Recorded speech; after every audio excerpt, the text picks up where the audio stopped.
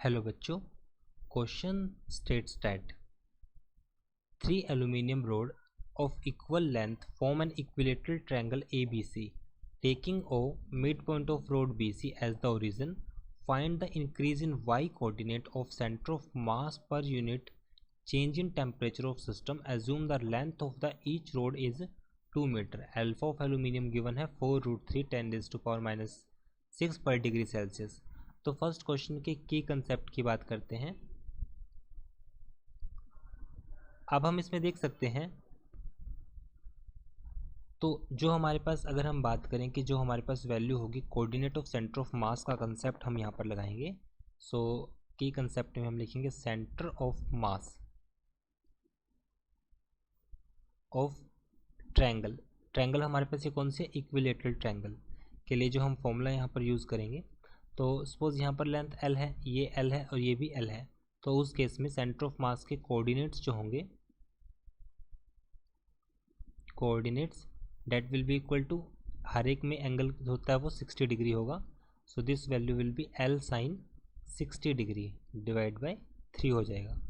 L sin 60 degree divide by 3 ये coordinates होंगे centre of mass के इक्विलेटरल ट्रायंगल के केस में। फॉर्मूला हम यहाँ पर यूज़ करते हैं बिकॉज ये 60 डिग्री है। अगर हम इसके कंपोनेंट को रिजोल्व करें, एक तो ये वाला होगा हमारे पास L cos 60 डिग्री एंड जो वर्टिकल होगा वो हो जाएगा हमारे पास L sin 60 degree. So divide by 3 किया, सो this value is L sin 60 degree divide by 3 हो जाएगा।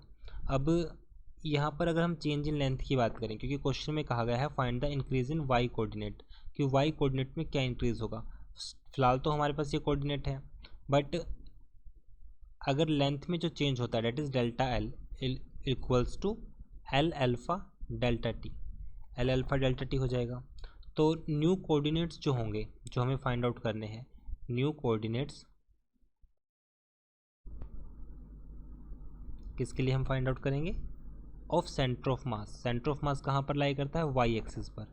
This will be equal to L plus, starting में सपोज लेंथ एल थी तो L प्लस डेल्टा L हम यहाँ पर यूज़ करेंगे, स्मॉल l यूज़ करेंगे केस में, L plus delta L and this value will be equal to sine 60 degree divide by 3। Starting में ये था, बट जैसे ही टेम्परेचर को 1 यूनिट से चेंज किया तो शिफ्ट हो जाएंगे हमारे पास सेंटर ऑफ मास। तो हमने यहाँ पे L को L प्लस डेल्टा L से कन्वर्ट कर दिया। तो अब इसमें जो इंक्रीज़ हुआ है, increase in coordinate of centre of mass, increase in coordinates of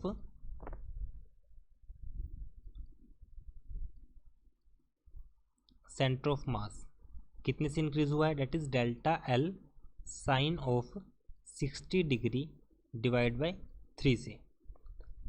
so now it is also given, question में हमें गिवन है कि change in y coordinate of centre of mass पर unit change in temperature, per unit change in temperature, it means जो temperature change हुआ है वो 1 degree से चेंज हुआ है। सो डेल्टा एल जो चेंज था हमारे पास वो इक्वल था एल अल्फ़ा डेल्टा टी। तो डेल्टा टी की वैल्यू हमारे पास कितनी आएगी, 1। So delta L equals to हो जाएगा हमारे पास L alpha, this value is 1।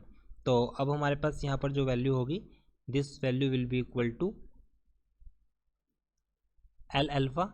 तो हम जो इसमें जो इंक्रीज़ हुआ था, जो प्रीवियस इक्वेशन जो हमने लिखी थी, increase in coordinate of centre of मास, तो डेल्टा एल को कन्वर्ट करेंगे